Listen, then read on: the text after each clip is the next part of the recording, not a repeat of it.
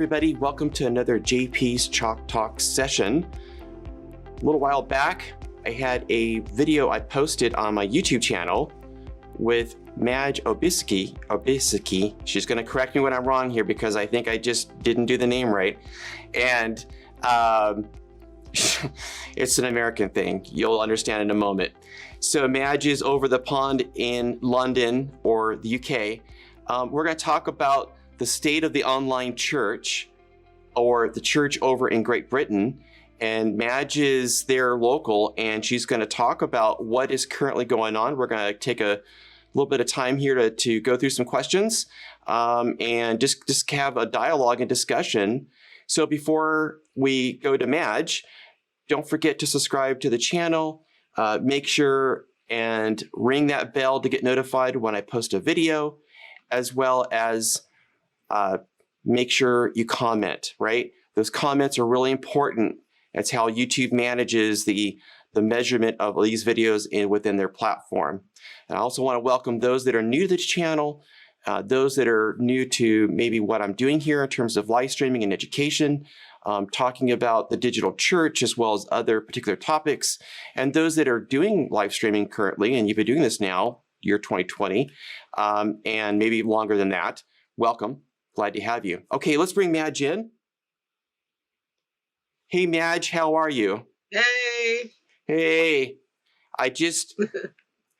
Madge just coached me, and I didn't do very well. So what did I coach you in? My proper pronunciation of her last name, and for some reason, the crazy American here just cannot.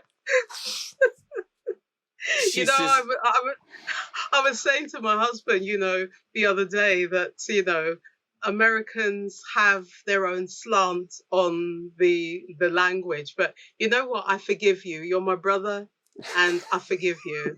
And I'm Madge Obaseki. Obaseki. For everybody that's listening. Thank you, Madge.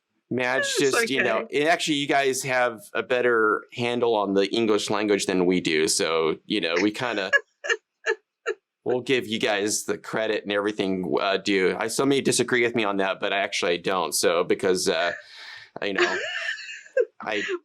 what? Conversely, the old saying, America sneezes and the rest of the world catches a cold. So we need to work together. We do. We need your help. So, Madge, thank you for taking the time to get on here with us and talk to us about kind of what's going on over there in your area with the church. In our last conversation, you interviewed me where we talked about live streaming and some of the basics, and maybe going in a little bit of some detail about of some thoughts to consider, especially for your area in terms of churches that you're working with. But let's take a moment maybe to let you formally introduce yourself, your focus, and outside of your podcast. I know you're doing quite a bit there, so you have the floor for a moment to go ahead and just, why don't we just do that? Yeah. So I'm Madge Obaseki. I'm actually an ordained minister, and I work with churches as a consultant to help them primarily to look at retention, which has things have changed this year, of course, because we're still in a pandemic. And so I'm helping churches to navigate their way through these issues. And we have been looking for the last few months at online and what it means to the church and how they can continue to evangelize and also disciple. My background is business, so I am a qualified HR professional, but my specialism is training and organizational development, so all links into the church anyway. I have had multiple businesses in my lifetime as well, so I'm a bit of an entrepreneur too. I also am the host of the Healthy Church Growth Show podcast, which is for church leaders and gives 101 style information on a massive range of subjects, everything from fundraising to pastoral care. We're going to talk about crisis in leadership. And of course, I spoke to the lovely John Porterfield about the basics of online streaming. And we're going to continue that today. Absolutely. So I think this is, so glad to have you back. Thank you. Yeah, Glad to be here. Oh, thank you. So, Madge, when we talked last time, we talked about live streaming, we talked about the digital church, and just in terms of the generalities of digital and live streaming and some of the specifics. But one of the topics to cover today is obviously all of you there in the UK have been in lockdown a couple times this year at least, and amongst other parts of the world because of the pandemic, and we've seen this state of change. What currently is the state of, and I use that word carefully, the current climate, if you will, of, because of the pandemic, the church there in the UK, as well as the progression from a digital perspective that we're seeing, that convergence, right, of because we can't meet physically, or maybe we can, but there's limitations to that physical or phygital, as we mentioned last time in our conversation. Maybe just take a moment and just share your thoughts about what you see in your conversations with others. Well, in March, to be precise, March the 23rd, 2020, which feels like about 10 years ago, because we've done and been through so much.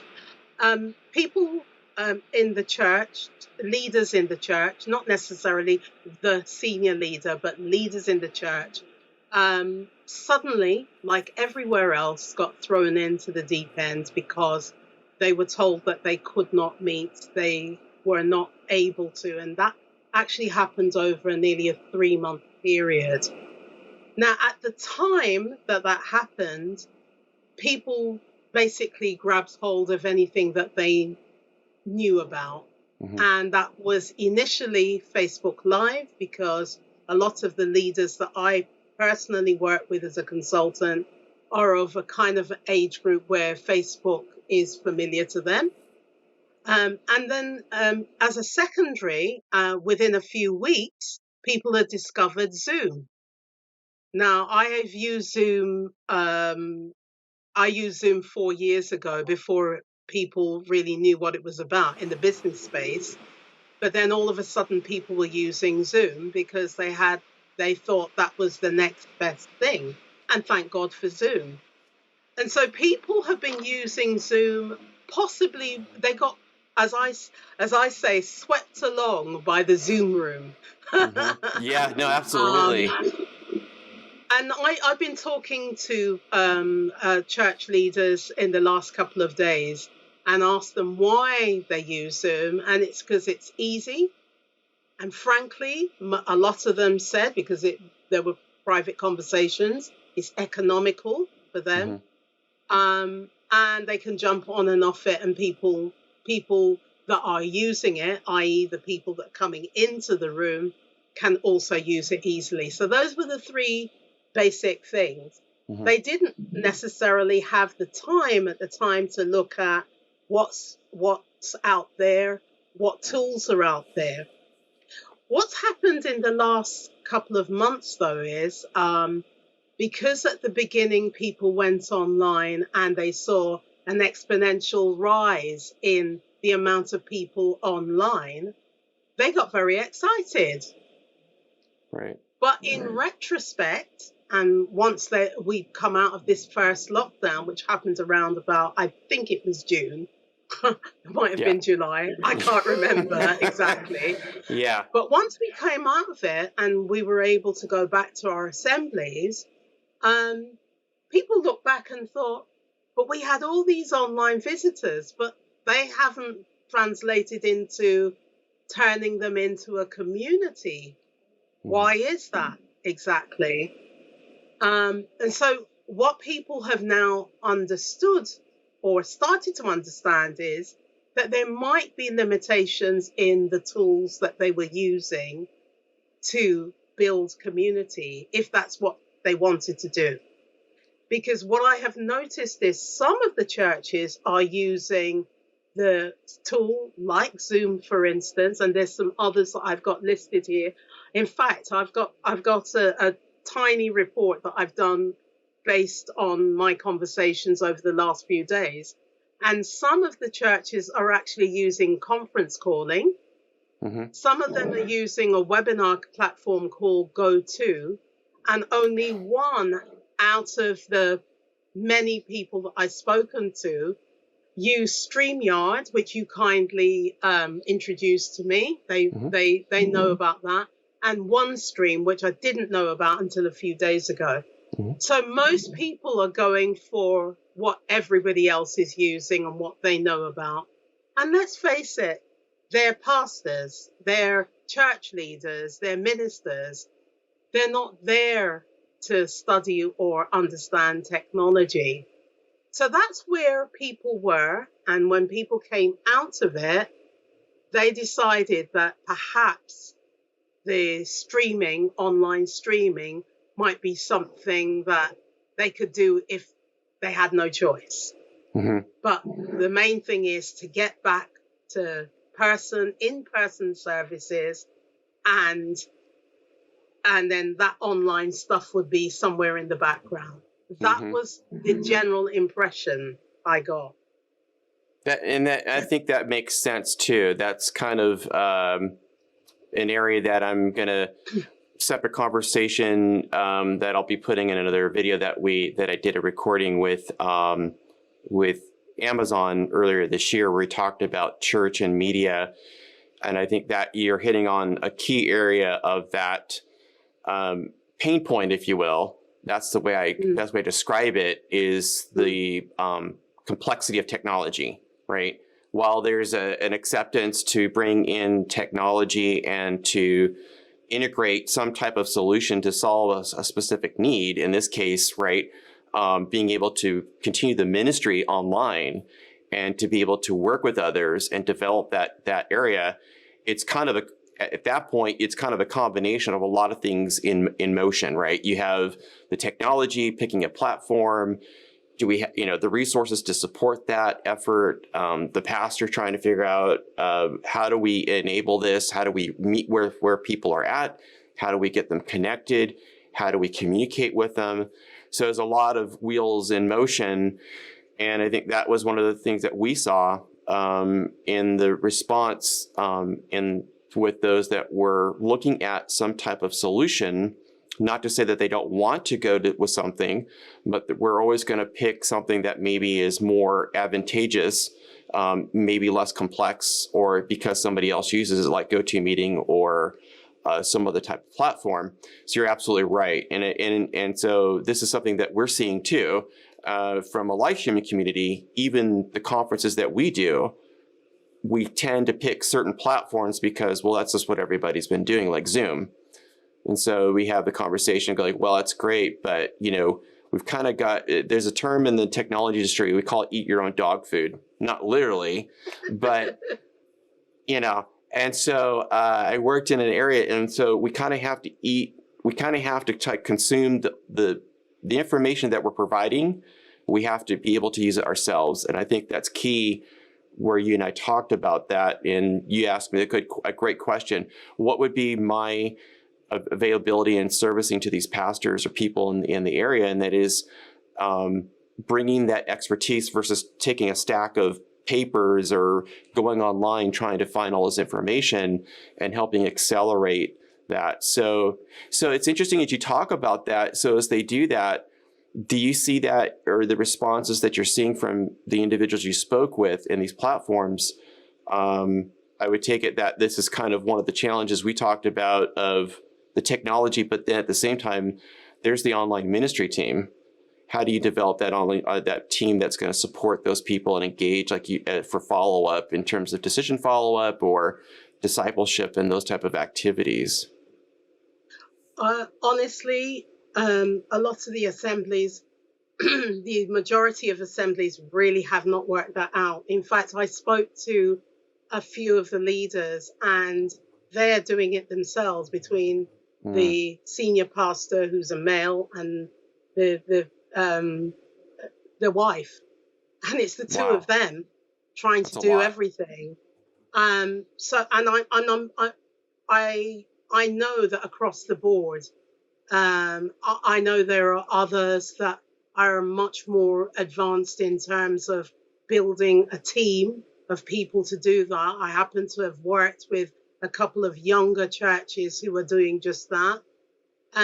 But I just find generally that the senior leaders tend to have most of the response or take on most of that responsibility. Mm-hmm. Not sure why. It seems to be something that's fairly traditional in the church world.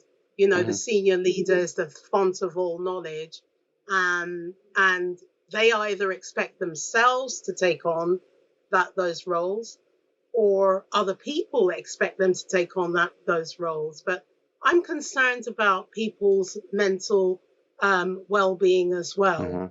Mm-hmm. And one of the things I've seen, and I have actually suffered from myself, is burnout. Mm-hmm. And so, what I would say, not that you've asked me, but I would No, go say for it. that one of the big issues is moving into 2021 is to find people with the gifts to really support the mission, because there are people out there that are willing and able to do just that. Online is very challenging, as we know. You're a professional, and even you will say there are challenges there. Mm-hmm. I'm not speaking as an online professional. I've just gone into this because I'm a consultant, and I feel like the church has a massive responsibility and Mm-hmm. also massive opportunity to go out there and spread the good news by using technology cleverly. But John, I have actually been able to speak to a pastor who wasn't in my immediate network.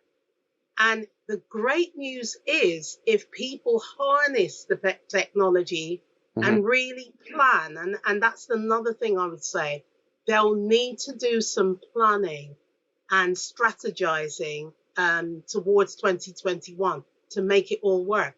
But they are doing an amazing job. They're over in the West Midlands, and they're doing an amazing job, all with technology, whether that's discipling. And what I have noticed is they're mixing it with some of the traditional methods, like picking up the phone and phoning people, Calling somebody. using using snail mail for people that perhaps older and don't understand the technology. They're using conference calling. They're recording the sermons and then putting it on a phone line so people can actually hear that. So you Wow. can use technology very, very cleverly. It's not always about streaming. It's Mm-hmm. not always about playing a video on YouTube or watching it later.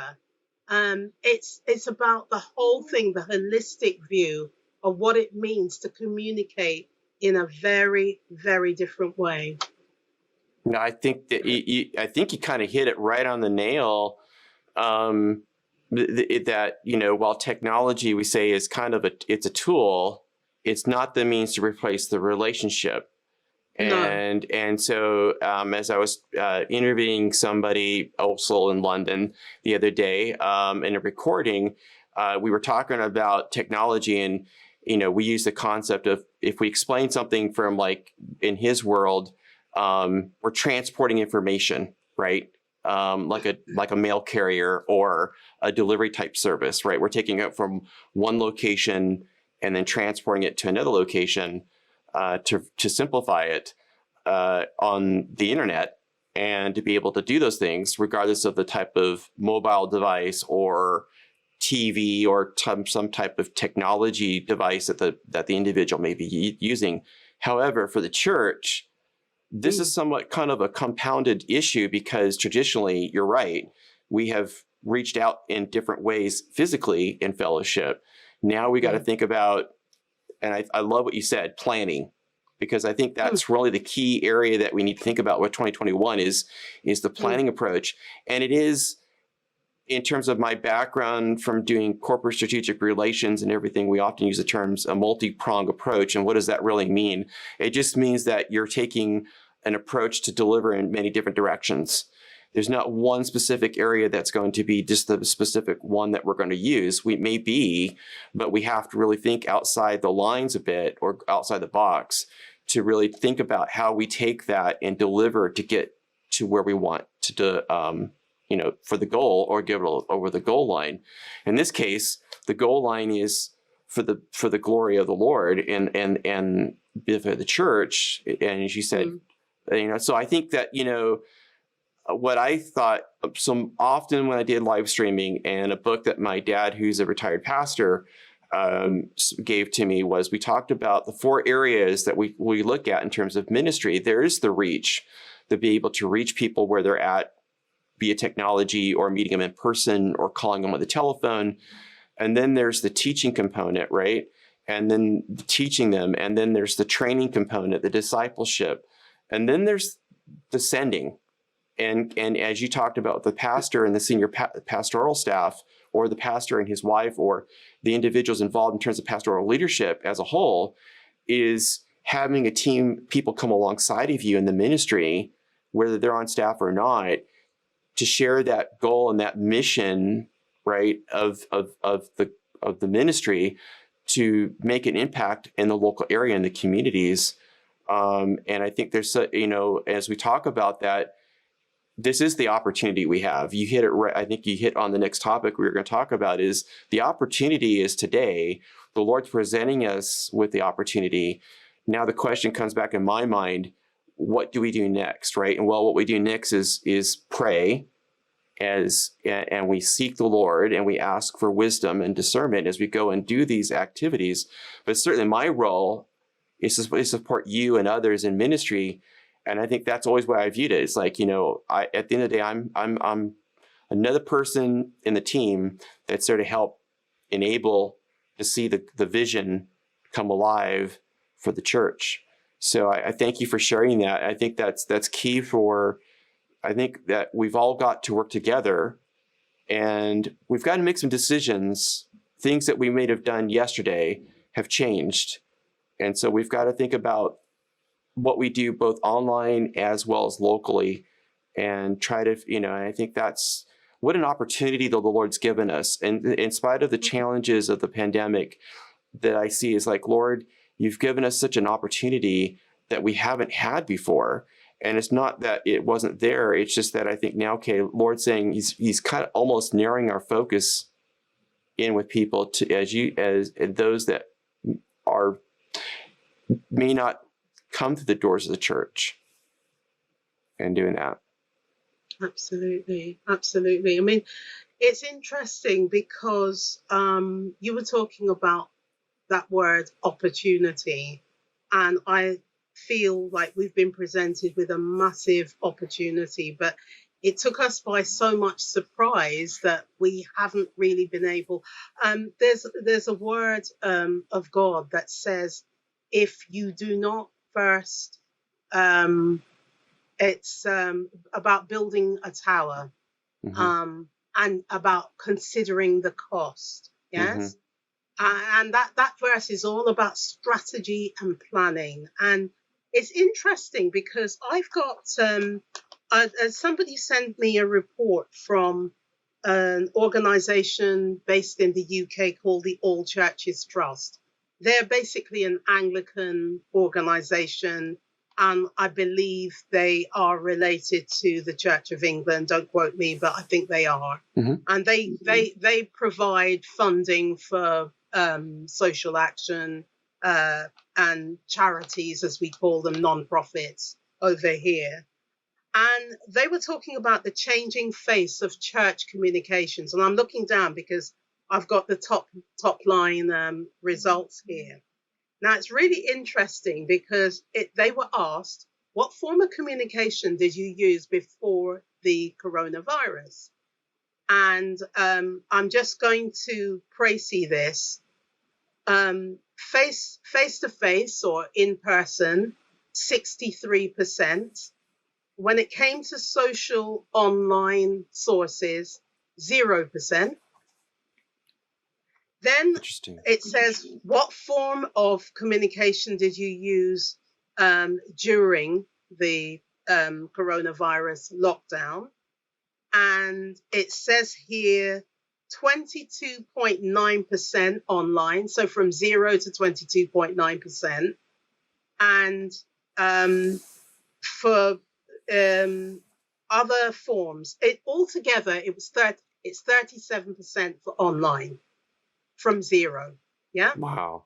And then it says, what do you expect to be doing in the next year?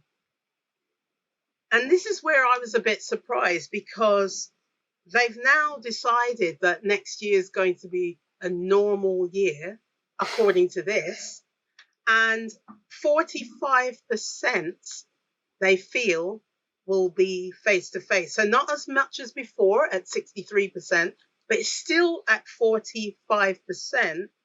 And they might have 29% down from 37% online. So what this tells me in a very unscientific way is that people are still feeling like online is a secondary. But I believe, and we mentioned this so many times, this hybrid effect, I think personally is here to stay. And whether we're in the UK as I am, or whether you're over in America, or we're in go over to Korea where we've got lots of Christians there, I think this hybrid is here to stay. So we can marry the physical, and we all know that we want that human relationship, and we understand that. But there are people that will never walk into your local church. They will never, because either they don't live in the same area, or they just don't feel inclined. They may have been hurt by another assembly at some point, and they want to stay away. But in the comfort of their own room, in their own home, they've got access to online, and they can re-engage again. So we need to think about that. And also we need to think about the billions and billions of people that are out there looking for hope, looking for faith, looking for God. As Google has revealed that they were the top searches at the beginning of the pandemic. Those people are looking for something, and we have that brand. We already have it in abundance. But now what we've got to do is to make ourselves available. So that's why I think, John, that hybrid is here to stay. And I'd be really happy with that. I agree. I think that's a reality in many ways that we need to really just accept. And that's not a negative. It's just the reality of the landscape we're dealing with. There's two things that come to my mind, but the first one is you said that, and stating that, I think that is interesting, is that, we can take a lot of what we have. We have so much depth of ready material for ministry, to minister to others, to help teach, and help for themselves, for the individual, to have that change in their life, of the transitioning of their heart in their walk with the Lord, to be open in those hurts and those things that may have been encountered at a local level, to be restored, and to see themselves restored, what the Lord wants to do in their own lives. And and that's the beauty of the ministry that Jesus came, is to bring hope. And I think in the midst of the situation, people go like, we're in a valley at times, and there's no doubt about that. But, back to Psalms 23, his rod and his staff comfort me. Can people understand what that interpretation of what Jesus is really saying? He brings comfort in the midst of our sorrow, of the challenges, of the overwhelming obstacles that we may be facing, and that there is a hope in the Lord. And at the same time, I think of Pastor J. John in the UK. And so he was in the airport, and he uses the analogy that, that somebody said, "What do you do?" And he says, "Well, I'm in a global enterprise business." And she goes, "Oh, really?"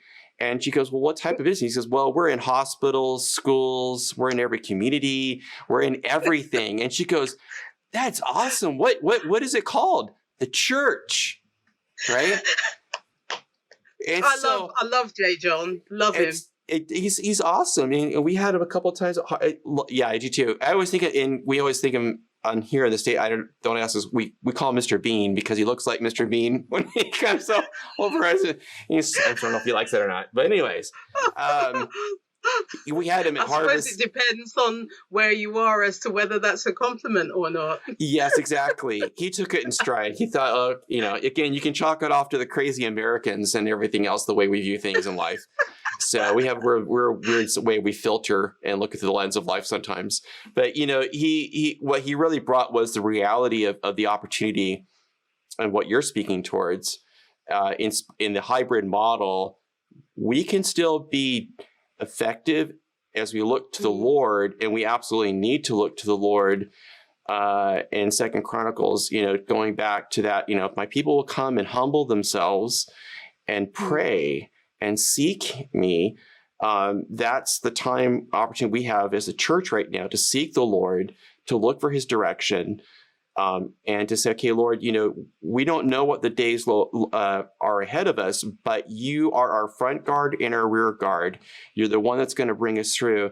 And so I think there's an opportunity, and for others who may have walked away from the church, those who wouldn't enter the door of the church because they don't have a relationship with the Lord, as you shared in those stats. There's an opportunity here, and there's always an opportunity to bring that message of hope, the good news of the gospel, to a hurting heart, and for somebody to understand that. So thank you for sharing that, Madge. That's I think we need to be we need to be in prayer. We need to be seeking the Lord right now. And more importantly, I agree with you, absolutely. We just need to be working together. We need to set aside some of the differences that we may have and really focus on the Lord as the center and the priority here and the people. And we need to rally the troops together, so to speak, and whether it's online or at a local level. Like you said, with the local church, picking up the telephone, calling somebody, doing whatever's needed. And that at the same time, we refresh and encourage one another in fellowship as we go through that process. And in those days where we're maybe struggling a bit and we're looking like, what's the next step? That those of us are brothers and sisters in the Lord, you and I in the Lord, and others, that we encourage one another in the word, in psalms and hymns, and we look to pray and lift each other up. And so that's what I'm going to be doing for you, is you are there for so many of your peers and others that are there in ministry, to pray and to ask the Lord to bring a wholeness as we go through this together, and to continue the dialogue of communication and doing that. So thank you, Madge, so much for your time. Thank you. What a blessing. I really appreciate it. Bless you. Bless you. One thing I want to say before we say goodbye is I would encourage any church leader that might listen to this, wherever you are, whether it's in the UK, USA, wherever you are, to reach out to experts like John Porterfield and find out, after you've done your prayer, after you've done your strategizing, you might need somebody to help steer you to the right tools which will help you to meet your mission. And that might be different from one local assembly to the other. So reach out to people like John, who can actually help you to work out, rather than wasting the sort of time that I've seen wasted with, somebody texted me today and said, I'm having real problems with Zoom. If you've got any ideas, I'd like to hear them. So there are people out there, they need help. Reach out to John, his team, or anybody that's in the local area that has got the knowledge that can help you to meet the mission. Amen. Thank you. And reciprocal, and let me reciprocate for you as well as Madge. I mean, your podcast and what you're doing, and of your time to help and speak with others, just as I speak to others in the techie community, and what we talk about, right? you're doing the same in your ways, and you're taking efforts to work with others and to help broaden the scope of the dialogue, so to speak, to help truly keep those communication channels going right now that we need to have, right? And that dialogue with those in ministry. So, and thank you. And let me just say, if there's anybody in the United Kingdom that needs help, let me know.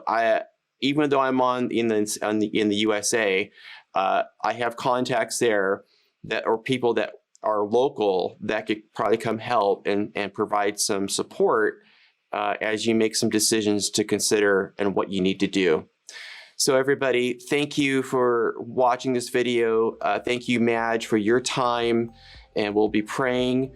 And I just want to encourage everybody to, as we get ready to go in 2021, stay safe, stay well, but also remain hopeful, and remain hopeful that the future, while we may be dealing with challenges, there is a future and there is a hope, and his name is Jesus. And we look to him, and he's the author and the perfecter of our faith, and the one we look to. So God bless everybody. Thank you, and take care. Talk to you soon.